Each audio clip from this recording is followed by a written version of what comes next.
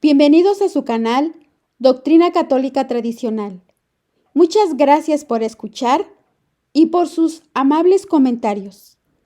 Por favor, no olvide darle like al video para que esta plataforma lo pueda recomendar a más personas. Comenzamos con nuestras oraciones. Pater noster, qui es in celis, sanctificetur nomen tuum. Adveniat regnum tuum. Fiat voluntas tua, sicut in cielo et in terra. Panem nostrum quotidianum da nobis hodie, et dimitte nobis debita nostra, sicut et nos dimittimus debitoribus nostris, et ne nos inducas in tentationem, sed libera nos a malo. Amén.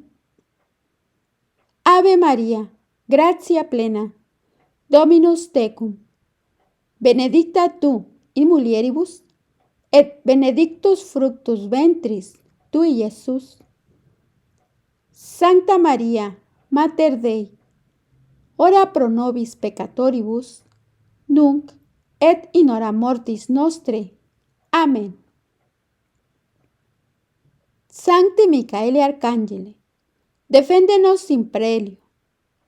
Contra nequitiam et insidias diaboli, esto presidium.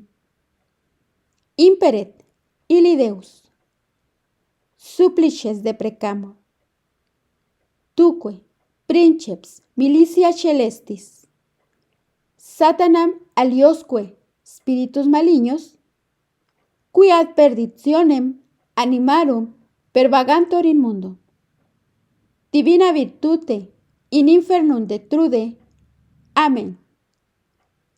Cor Iesus sacratitium, miserere nobis. Cor Iesus sacratitium, miserere nobis. Cor Iesus sacratitium, miserere nobis. Cristo resucitó. ¿Resucitará la Iglesia? Es un tema del Padre Bernardo Arizaga, sacerdote de la Fraternidad Sacerdotal de San Pío X. No era cosa fácil para Jesús convencer a sus mismos discípulos que Él, después de haber muerto, había vuelto a la vida. Con sus ojos, algunos lo habían visto sufrir sobre la cruz. Habían visto la herida de su pecho. Con sus manos habían tocado el frío cuerpo. Lo vieron ser bajado del madero y lo habían sepultado. Por eso, no podían creer que estaba vivo. Los muertos no se vuelven a la vida por sí mismos. Sin embargo, Él, antes de morir, lo había dicho. Mas la resurrección es una cosa tan difícil que interpretaron sus palabras como una parábola. Recordemos las dos apariciones que narra el Evangelio, las cuales hizo Jesús para que volvieran a afirmar su fe en Él y luego saquemos algún fruto para nosotros y para usted. Primera aparición de Jesús. El domingo, el mismo día en que nuestro Señor había resucitado, hacia la noche, estaban los 11 apóstoles y algunos discípulos en el cenáculo. Evangelio de San Lucas 24:33. Sí, estaban los 11 apóstoles. Las puertas estaban cerradas por miedo a los judíos.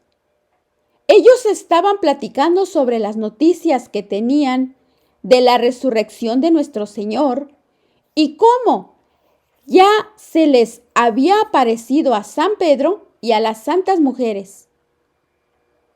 En eso llegaron los dos discípulos que venían de Emaús, Cleofás y San Lucas, y les contaron lo que les había pasado a ellos. Cómo Jesús se les había aparecido y no lo habían reconocido. cómo les explicó las escrituras en el camino y cómo lo reconocieron al partir el pan. El apóstol Santo Tomás, que estaba escuchando todo esto, no quiso creer. Tampoco había querido creer los testimonios de San Pedro, de otros apóstoles y de las santas mujeres que decían haber visto a nuestro Señor. Y por eso, disgustado, se salió del cenáculo. Un poco tiempo después de que Tomás se había ido, Jesús mismo se presentó en medio de ellos y les dijo: «La paz sea con vosotros». Los discípulos se quedaron sobrecogidos y llenos de temor, pues creían ver a un espíritu. Pero Jesús les dijo: «¿Por qué estáis turbados? ¿Y por qué se levantan dudas en vuestros corazones?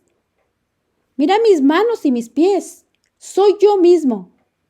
Palpadme y ved que un espíritu no tiene carne ni huesos, como veis que yo tengo».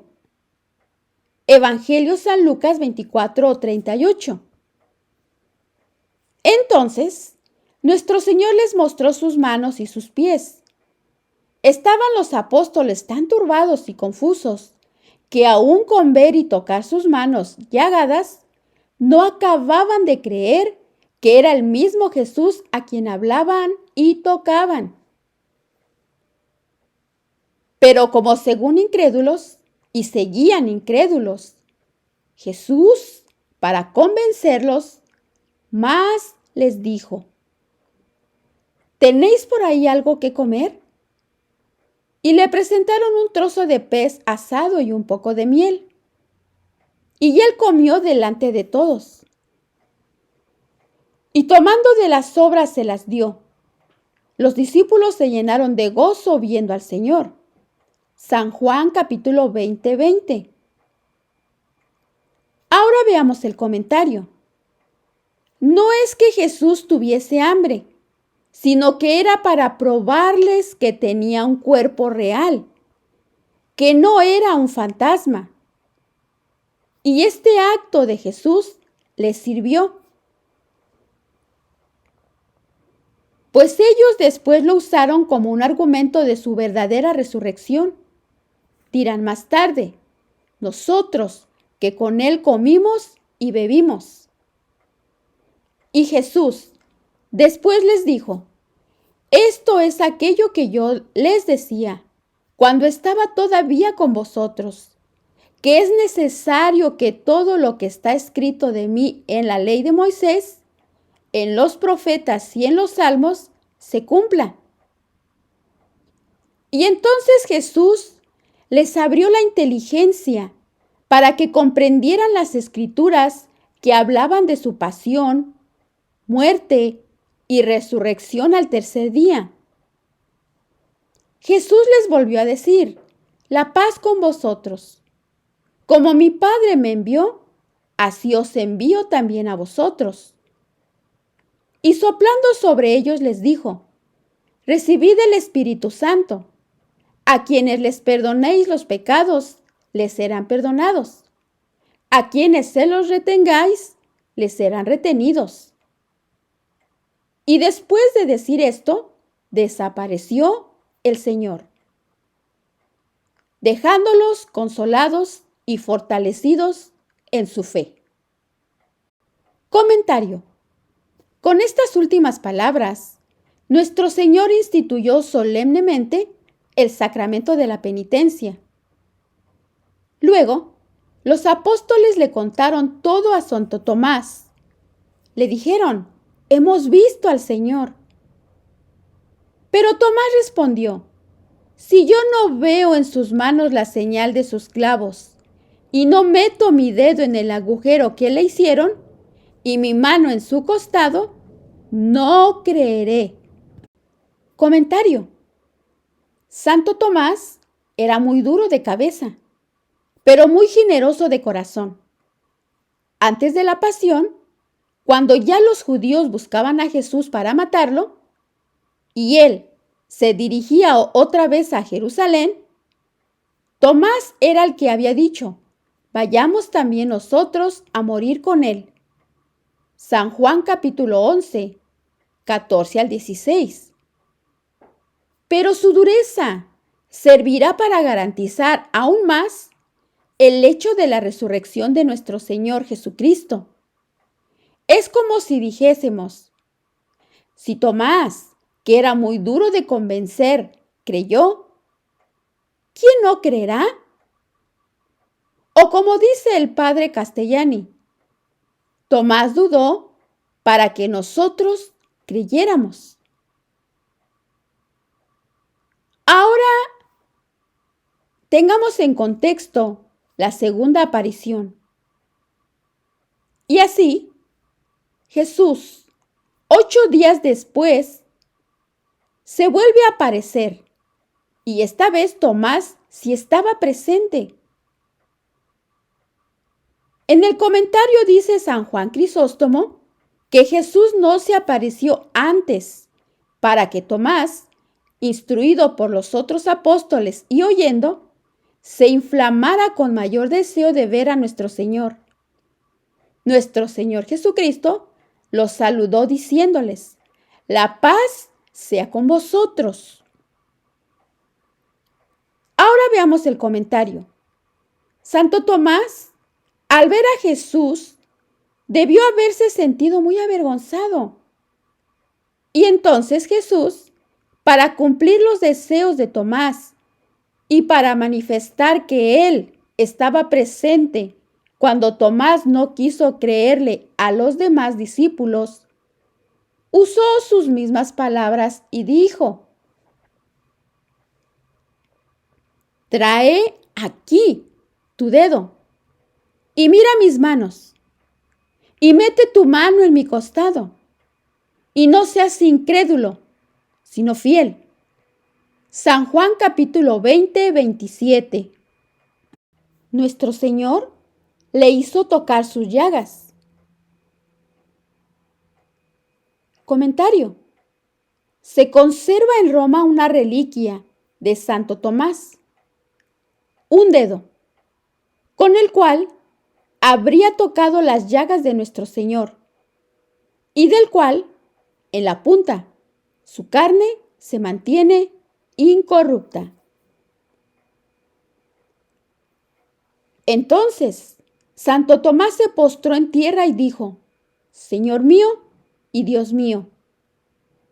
Y Jesús le respondió: porque me has visto, Tomás, has creído.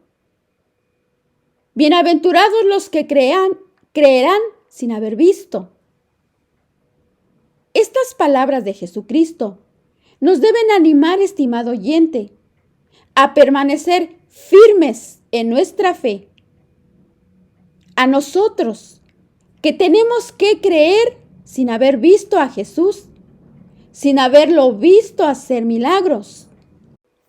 Santo Tomás tenía una gran virtud, que cuando se convencía de sus creencias, las seguía hasta el final, con todas sus consecuencias.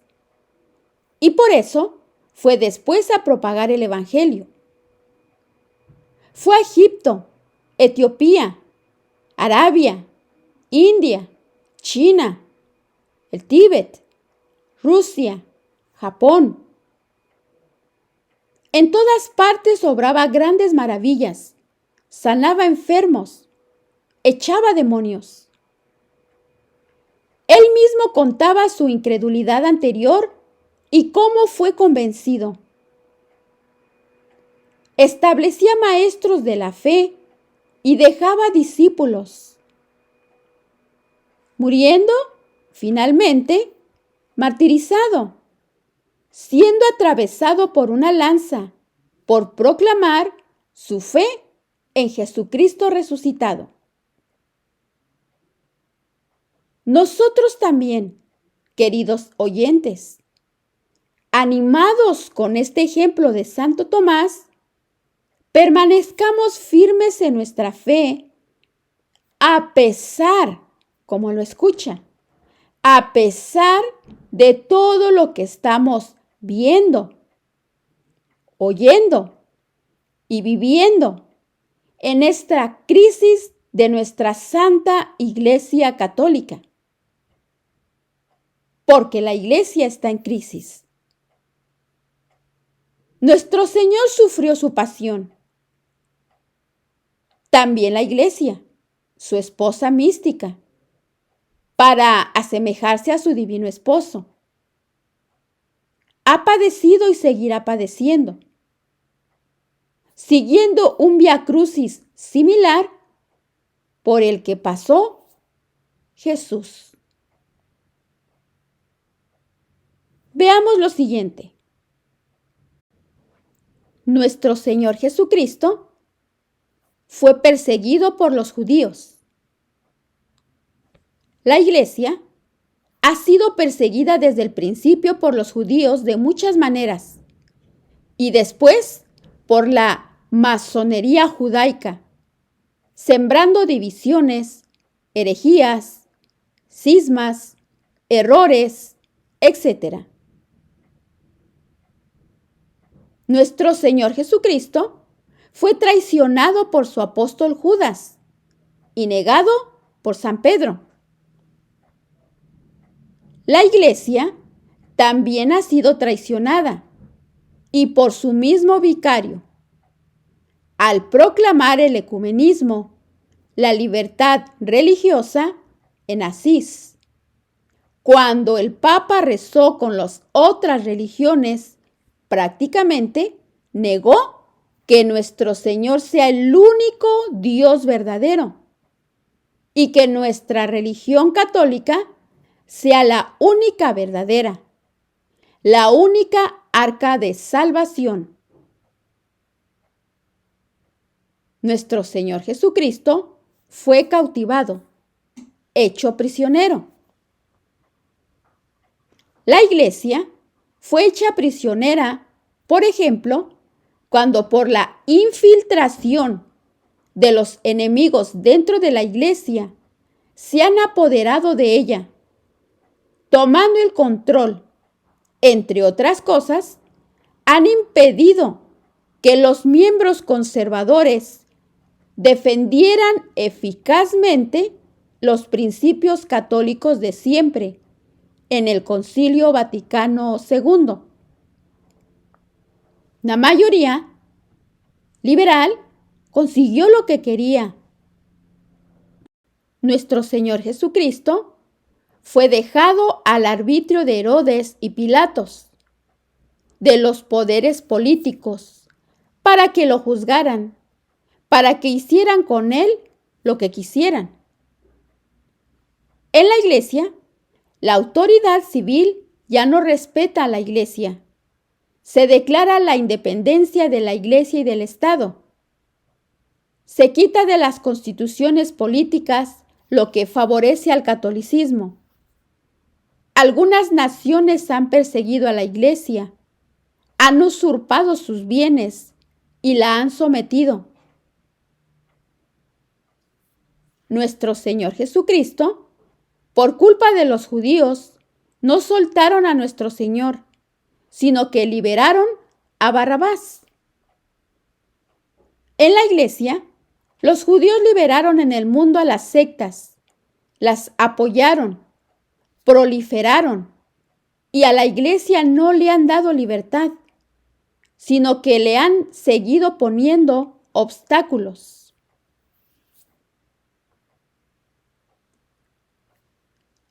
A nuestro Señor Jesucristo lo condenaron a muerte.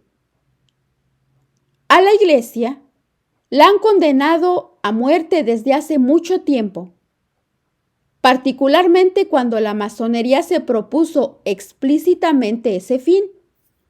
Y cito: «Hay que destruir a la infame», decía Voltaire, refiriéndose a la Iglesia. Y también de los papeles secretos de la alta venta de los carbonarios, año 1824, cito lo siguiente: «El trabajo que vamos a emprender, la destrucción de la Iglesia, no es obra de un día, ni de un mes, ni de un año. Puede durar varios años, quizás un siglo, pero en nuestras filas el soldado muere y el combate continúa. Lo que debemos buscar es un papa según nuestras necesidades. Un papa que esté imbuido de principios humanitarios. No dudamos de que llegaremos a ese término supremo de nuestros esfuerzos. Nuestro Señor Jesucristo fue flagelado, casi desangrado, molido. La Iglesia fue flagelada y flagelada por sus mismos miembros, al declararse en el Concilio Vaticano II grandes errores que la hicieron sangrar: la libertad religiosa, el falso ecumenismo, la colegialidad. Más que hacerla desangrar, la están autodemoliendo. Y el Papa Pablo VI citó lo siguiente: asistimos a la autodemolición de la Iglesia. Nuestro Señor Jesucristo fue coronado de espinas y humillado. La Iglesia fue humillada con los pedidos de perdón por cosas que ha hecho en su pasado glorioso. Se pidió perdón por las cruzadas, por no haber entendido a los hermanos separados, por haber tratado duramente a los judíos, etc. Es humillada cuando se da publicidad sin medida a los pecados de obispos y sacerdotes. Nuestro Señor Jesucristo cargó con su cruz. La Iglesia carga con todas las consecuencias desastrosas del Concilio Vaticano II. Cambios en la liturgia, en los sacramentos, en la disciplina. Miles de sacerdotes y religiosos que dejan los hábitos. Millones de fieles que se han pasado a diferentes sectas. La Iglesia carga con su cruz. Nuestro Señor Jesucristo es despojado de sus vestiduras. Y pongamos atención en esto. En la Iglesia es despojada de lo más sagrado que tenía, el santo sacrificio de la misa, que ahora le llaman banquete eucarístico. Las iglesias son despojadas de sus altares, de las imágenes de santos, de la música sacra, etc. Nuestro Señor Jesucristo fue crucificado. Los clavos atravesaron sus nervios. La Iglesia es crucificada, sin poder mover, sin nadie fuerte que la defienda, ni a ella ni a sus principios de siempre. Ninguna nación, ni siquiera el mismo Papa la defiende. Es atravesada hasta sus nervios y fundamentos cuando se destruyen hasta los principios más básicos del orden natural, como la familia. Se destruye la patria potestad. Se promueven las uniones de quien sea y con quien sea. ¿Cierto? Nuestro Señor Jesucristo quedó muy solo en la cruz. Sus discípulos lo abandonaron. En la Iglesia quedará desolada. Habrá una gran apostasía. Dijo nuestro Señor Jesucristo lo siguiente: ¿acaso cuando yo venga encontraré la fe sobre la tierra? Nuestro Señor Jesucristo entró en agonía y murió en la cruz. La Iglesia nunca morirá. Lo prometió nuestro Señor. pero parecerá que agoniza al verse reducida a su más lamentable estado cuando aparezca el anticristo. Él llevará a cabo la más grande persecución. Suprimirá el santo sacrificio. La abominación se sentará en el lugar santo. Estimado oyente, cuando el triunfo del enemigo parezca concretarse, entonces estará más cerca su derrota. Nuestro Señor Jesucristo destruirá al anticristo con el soplo de su boca. La iglesia se habrá purificado y hermoseado para su divino esposo. Queridos fieles, esto le espera a la iglesia de Dios. Pero ánimo, mantengamos nuestra fe. No olvidemos nunca las palabras de nuestro Señor. Las puertas del infierno nunca prevalecerán contra ella. La victoria ya está obtenida, ya está decretada, ya está escrita.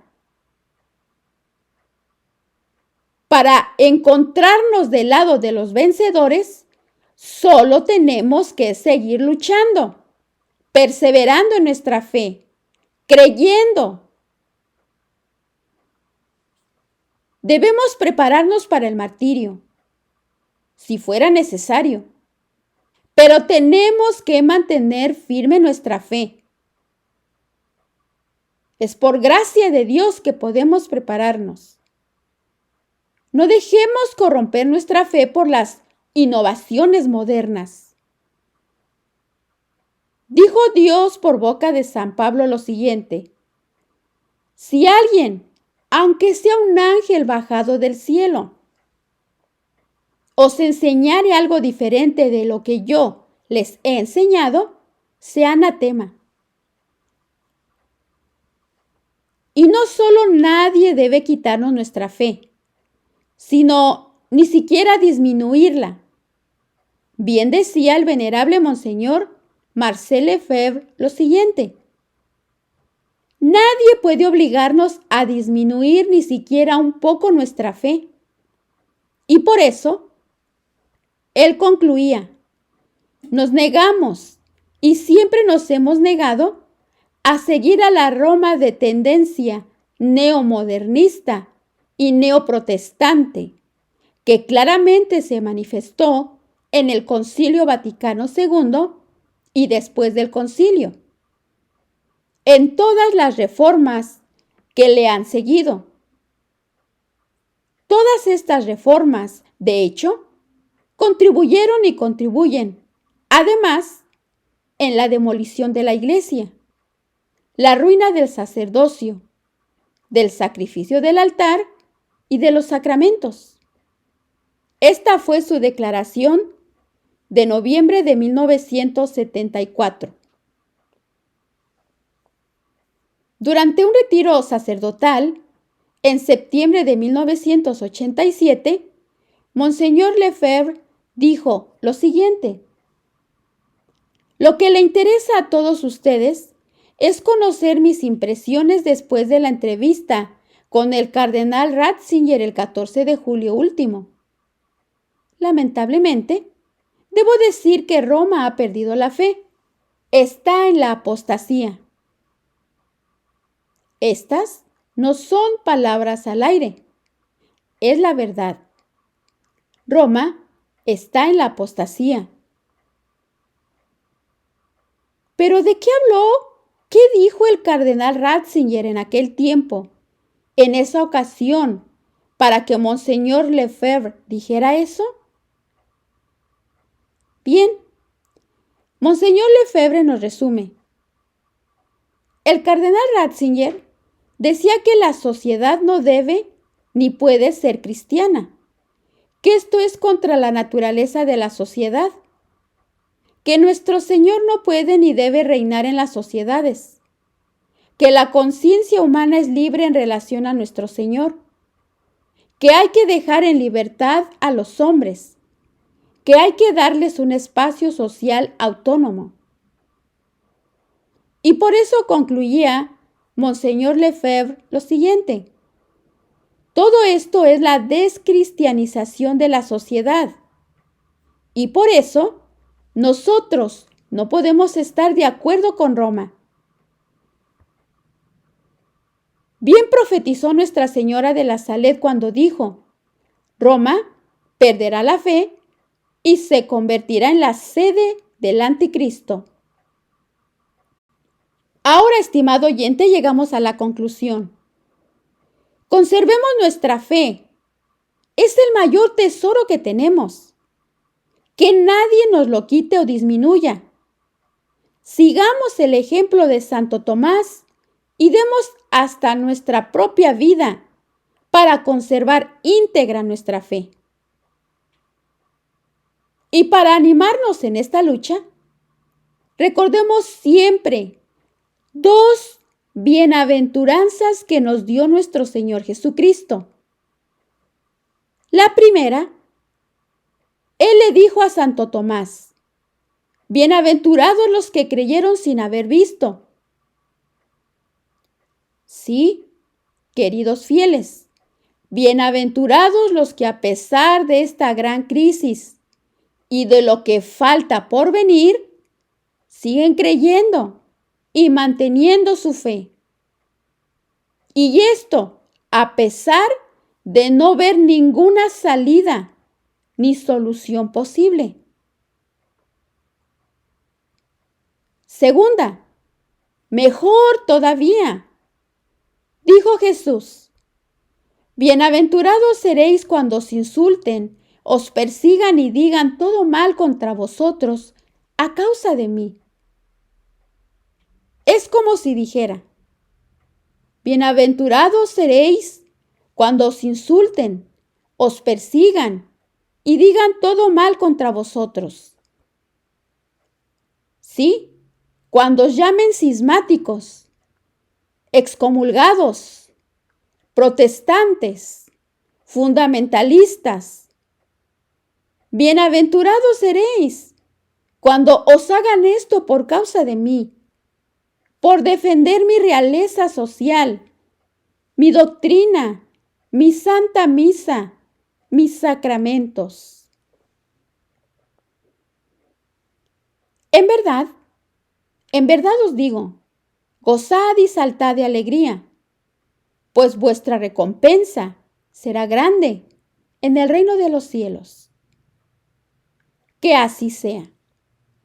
Ave María Purísima, sin pecado concebida.